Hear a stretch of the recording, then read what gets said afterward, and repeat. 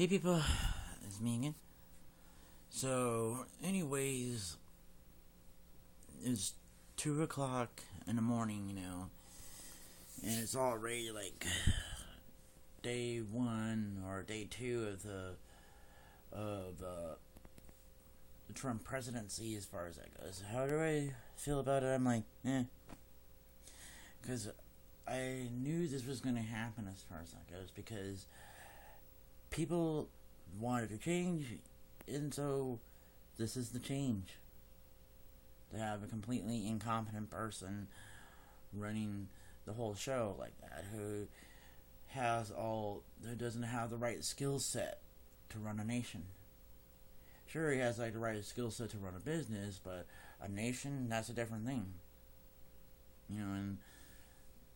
But although it could be worse, we could have had a completely maniacal person under that facade of being all composed and all this sort of stuff, like as far as with Hillary,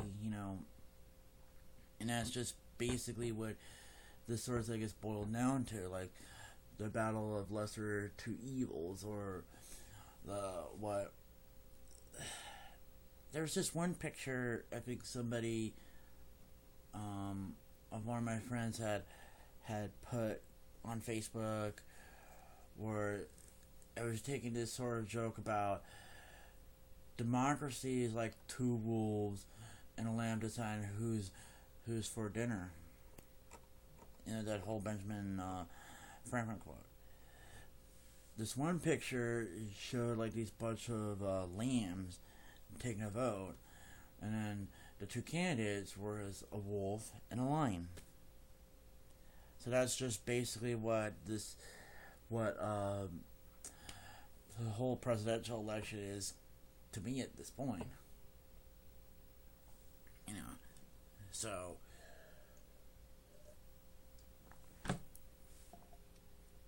as far as how I would see what is going to go on here as far as with the midterms, the midterms is basically like 22 months away as far as that goes. And then a lot could change at this point. Because these diehard red shirts, Trump supporters, may get all disappointed in him and all this sort of stuff, or the fact that maybe they'll have this huge buyer's remorse at this point, It won't really take that long. It took maybe like by the end of 2009 for all these diehard Obama supporters to be that sort of way. And although I did vote for Obama in 2008 in 2012, but I felt like that he was better than McCain and Romney as far as that goes. And the fact was, we were voting him in simply because of how bad Bush was. And so this is basically what the thing is here, that we voted in Trump because of how bad Obama was. So get the drift here. So, anyways, as far as how this sort of thing goes with the midterms, I believe that the Democrats are going to probably take the House and maybe at least take one seat in the Senate, if they play their cards correctly as far as that goes. If they show that they can do well as far as negotiating with the Republicans, or at least block some of the extremist agendas that the Republicans have in store, But although not all Republicans actually like Trump, that's another thing here, because there are some Republicans there that will that will throw Trump under the bus the first chance they get because they really want to have Pence as president, And I think that's just something that's going to be the case here. But although it's really speculative as far as whether or not that Trump is going to get impeached or not. I mean, although they have to have such bigger causes to do such things there, and although already there are some Democratic congressmen that are already laying the groundwork on it, but I think they're just simply doing that just for political reasons rather than him actually doing anything wrong. Is how I kind of saw like the whole recall election back in 2003, when it came to Gray Davis, that I had saw that whole recall election as being kind of ridiculous at that point, and that they were just doing that just for political reasons, but as far as how I kind of had told my dad a while ago about that sort of thing, that was in the war of Iraq and all that was the reason why I was no longer conservative at that point,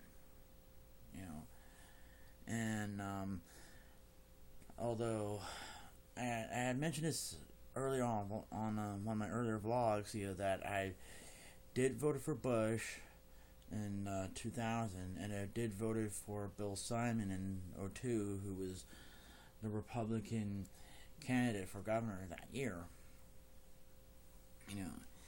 And although I think I was sad that he lost, a little bit, but I wasn't really that I wasn't really that type of person that would have wanted to go around and push for a recall election just because you didn't like the other candidate,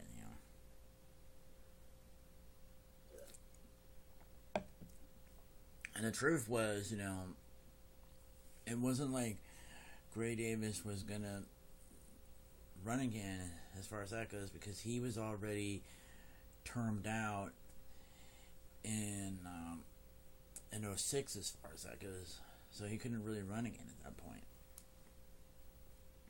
So I think what I'm gonna see as far as with the gubernatorial election, since Jerry Brown is termed out, so that kind of begs the question, who's going to be the Democratic candidate?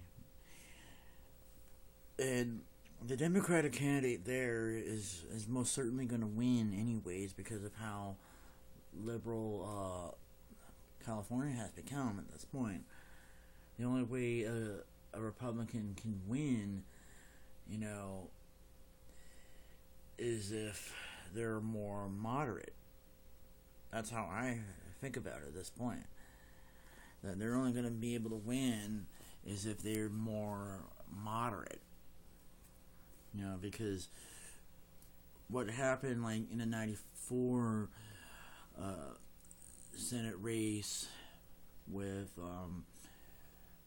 Feinstein and Huffington, Feinstein almost lost to Huffington because Huffington was kind of more of a moderate,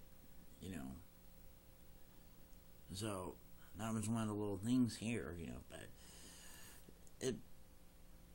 it begs the question here as far as that goes, that who's going to run for president to challenge Trump in 2020, assuming if Trump decides to run again in 2020, because in some ways, he may not even want to run in 2020 at that point, because he may realize that being president is too much hard work, and then the Democrats are so mean to him, and the Republicans are so mean to him, and blah blah blah blah, and that sort of thing.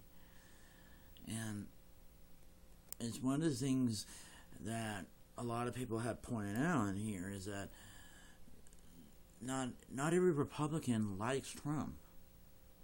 You know, especially the establishment. The establishment would throw him under the bus first chance they get.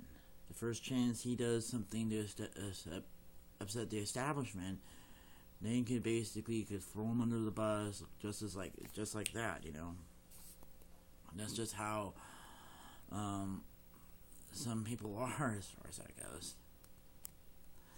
And I'm sure as far as that goes that there are plenty of people who have voted for Trump in the general election who were Bernie supporters, you know, like myself, and then there were some that who supported all the other Republican candidates when it came to that, you know, like Rand Paul or Marco Rubio or any of these other ones, you know. And it's one of the things that I have said to my dad, and I think I might have said it to Mom, and I think I have said it on YouTube there, that if Rand Paul or Rubio had got the nomination, I would have voted for them, because they were kind of more of a moderate Republican, you know. But although Trump could possibly be a moderate Republican, because after all, he was once registered as a Democrat at that point, and then it's like any Republican that was once registered as a Democrat at some point or another was kind of moderate in some ways. Just like that one news senator, John Neely Kennedy, you know. But it depends on how things are gonna go as far as this sort of thing goes, you know.